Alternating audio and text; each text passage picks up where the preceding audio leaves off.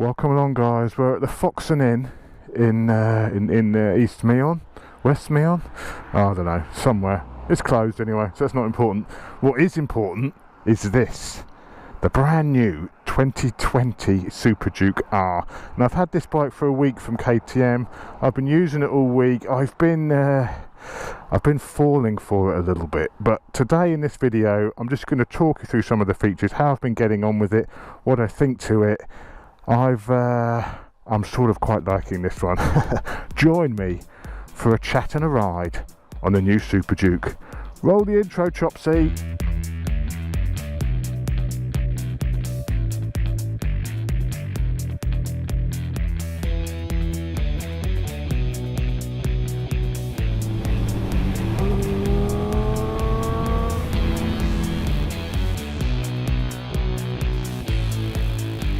So I've been riding this around for about a week, as I say. If you haven't seen my first ride review on this bike, as per usual, I'll put a link up there. It's all a bit frantic, it's all a bit exciting. This bike is a beast. It's called the Beast. You should guess by the name of this bike what it's about before you even throw your leg over it. It is an absolute crazy, hooning lunatic. And after I got home from that ride, I rode it for about 4 hours that day. All of it, probably 60% of it over legal speeds.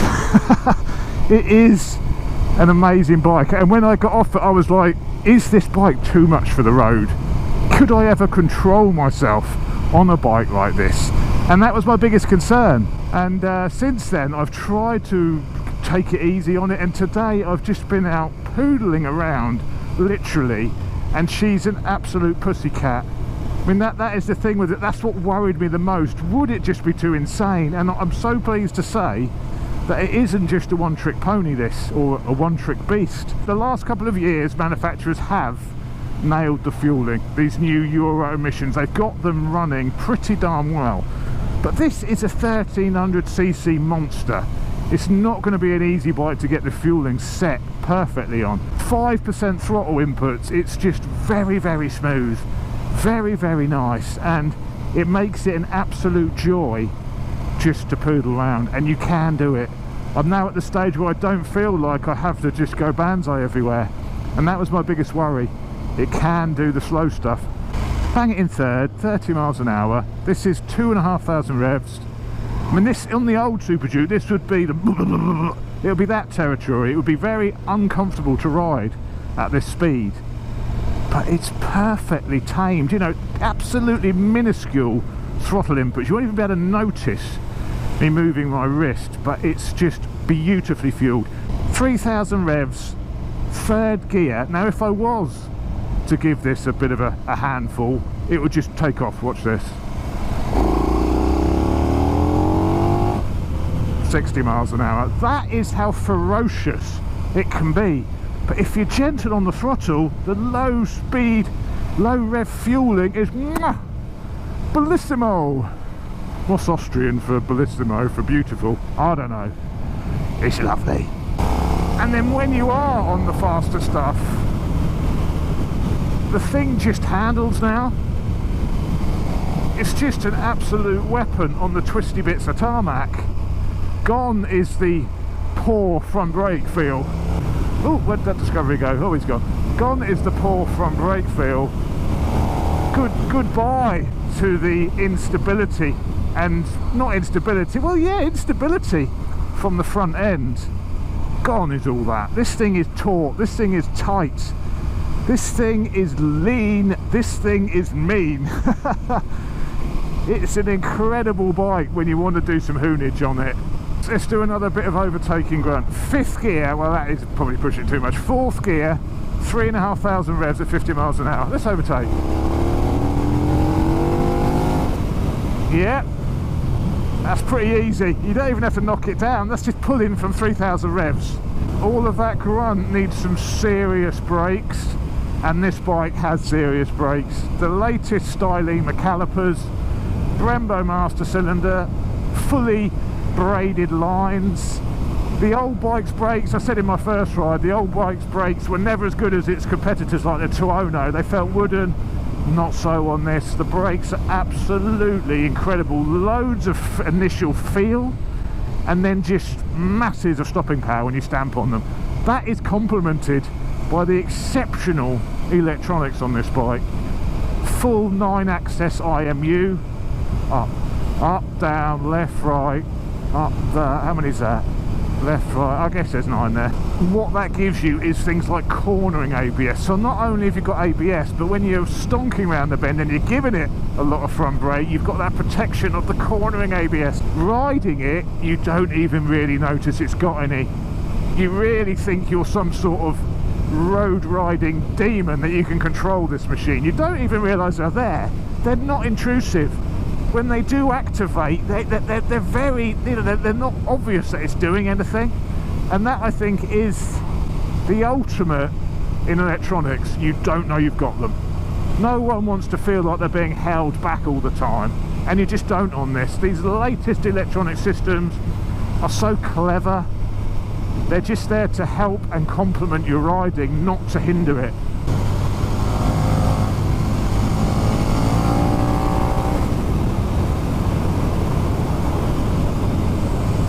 It's a little bit damp here, a little bit dampy. We've had some rain and nothing new there. Oh, gas! Oh, it's fast, it is fast. So much power, unbelievable dollops of power. The only electronics you might want to consider turning off with such a hooligan is the anti-wheelie perhaps. And the good thing about this bike, on the old Gen 2 bike, you could turn off the anti-wheelie and you could leave the traction control on, but you had to be in track mode, which meant when you're in track mode you couldn't use the cruise control, you couldn't see the time, all of those things. With this bike, if you unlock it with the packs, it now has something called there's 4 rider modes, and it has something called the performance mode. Now if we go into the performance mode, shut the throttle, go back again. The performance mode lets you enable the track features. So you've got the slip control, there's 2 buttons here, a bit like the Tuono, and you can adjust the amount of slip to the rear wheel. There's 9 different levels. So on number 9 it'll give you lots of protection, but number 1 it's the minimal protection, so it'll let you get out of shape a little bit but still be there to keep you in check. So you get all of that. You can still use the cruise control and you can still see the time, and you can now turn off the anti-wheelie as well. The ultimate hooligan setting! Would I turn off the anti-wheelie on this bike? Yeah, of course I would. Performance, anti-wheelie mode. Oh, it's already off. Wheelie control is already off in the performance mode. Oh, so good in the corners. It would be incredible on track, absolutely incredible on track. I'd love to get it on a track day. It's so nimble, it feels short, so it really tucks in quickly. They've reduced the weight of all the wheels on this as well over the old model. Because they've had to Euro 5 this, because they've had to add all of that stainless steel exhaust, which is obviously heavy. You know, they've had to cut weight elsewhere on this bike. This bike is lighter than the old model. I think it's 180 kilos, 185 kilos dry. It is lighter than the old one.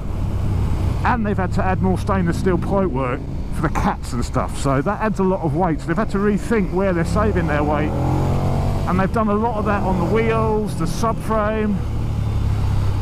And it's paid huge dividends on the road to the feel of the bike.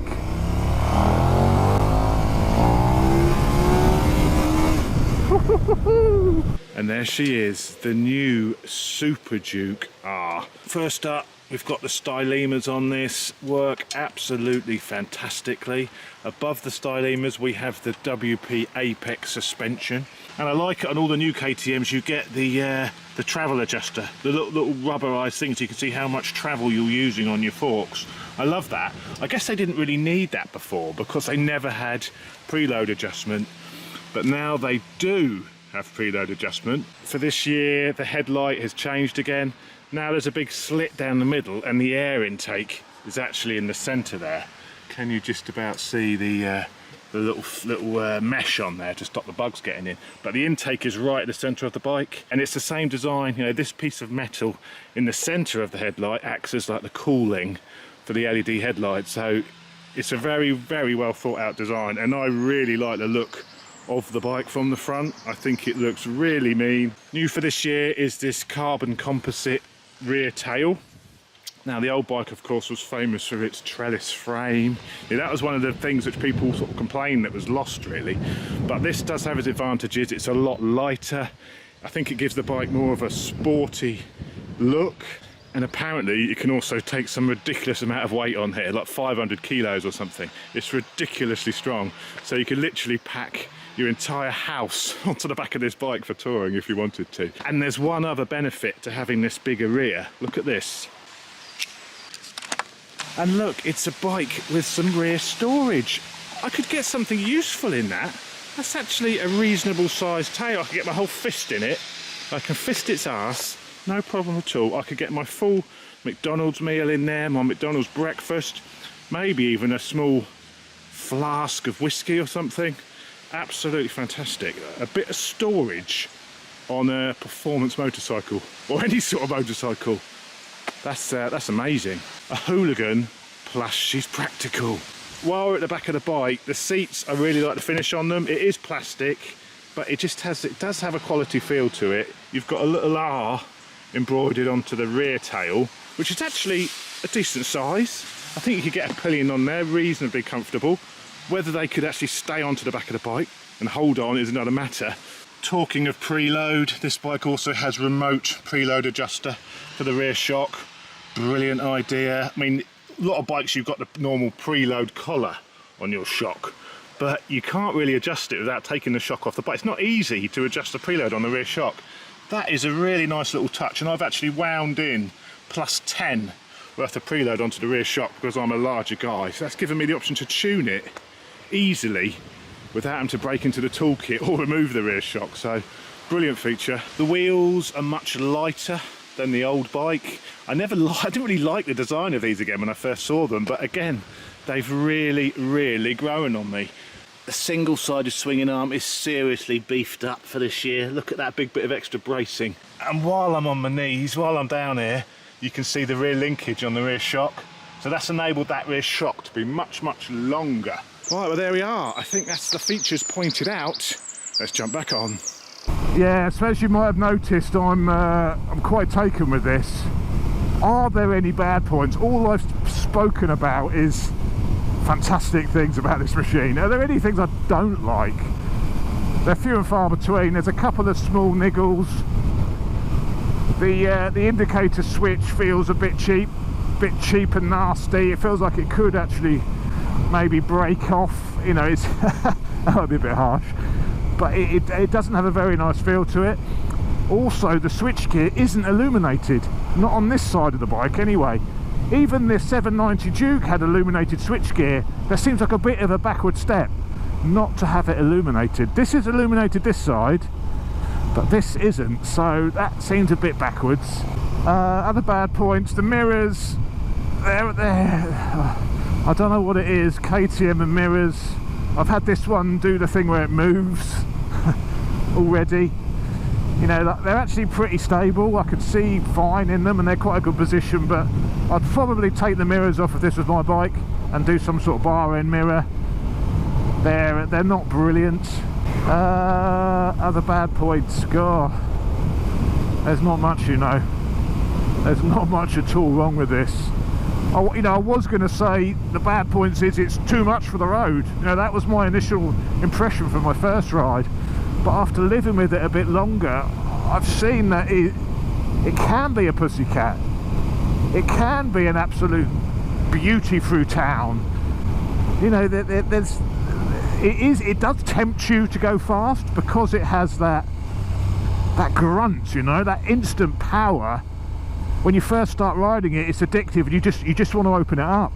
But once you've got past that and you know it's there, you don't feel like you need to experience it constantly. It's a pussycat.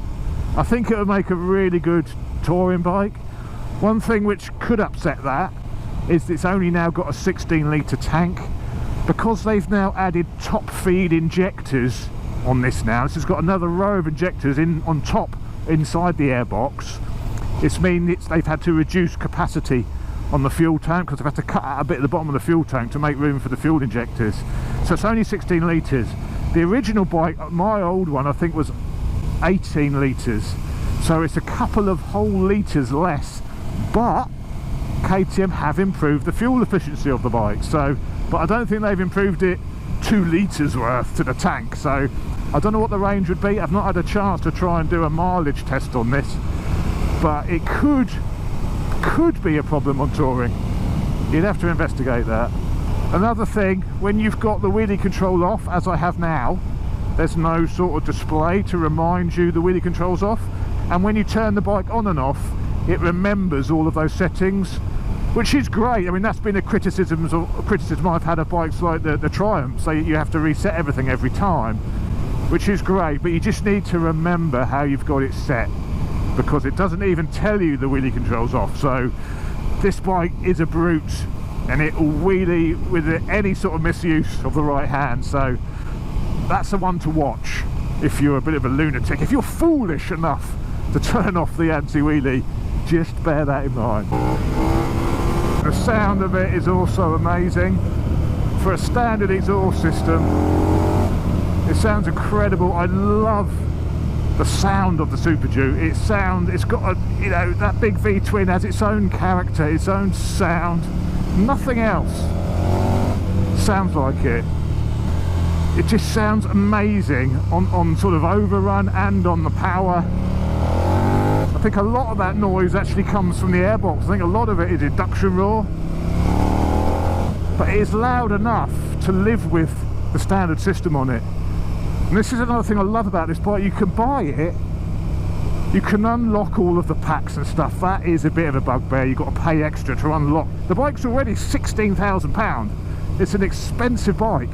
Then you have to fork out another 800 quid or so to unlock the performance pack and all those beautiful options I've been talking about, and the quick shifter and blipper, which is also fantastic, by the way. So once you have spent all that money on the track pack and all that lot, you haven't got to rush out and then buy an exhaust. You haven't got to rush out and then get it remapped because it's got a snatchy throttle. So once you've bought the bike, you don't have to spend any more money. It's all there. It's all you ever need. You haven't got to spend money on the engine to make it better. We're into night mode on the dash now. The night mode on the dash is this orange. I love it. I want that on the day mode. I love that. It looks great with the orange dash. That's the night mode. One thing they sorted for this year is where it doesn't flash constantly between night and day, night and day. The old one used to do that. It used to be a bit annoying. It used to flash between the two modes quite often. You'd go under a little bit of tree cover and it would change. Now it's got a, you know, it obviously takes an average of the light levels over a minute or something. It's changed back now, but it's not as flashy. It will stay in one mode longer than it did before, which is it's a bit distracting before. So that is also an improvement. Even on the bumpy stuff, and I said this on my first ride video, the suspension is so supple, so compliant and sporty. This WP Apex is very, very good. There's nothing which is weak on this bike anymore. The old one used to have its flaws, and this is what I said in my first ride, you know, it was all about the engine, but the rest of the bike wasn't quite at the level of the engine. Now the rest of the bike is up to the level of the engine. All in all, as you may have gathered, I'm rather taken with this bike. There is very little wrong, there's nothing wrong with it. There's a couple of tiniest of niggles, but you know, every bike has its niggles, and this doesn't have many of them. It's a great, incredible machine. Now I do have the ZH2 at home, and I'm going to do a comparison between this and the ZH2. So keep your eyes peeled on the channel, and if you've not already subscribed, subscribe to the channel, because there's going to be a lot more naked action coming. And I'm not talking about me, I'm talking about the bike. See you later, guys. This is power level 1, which is full power.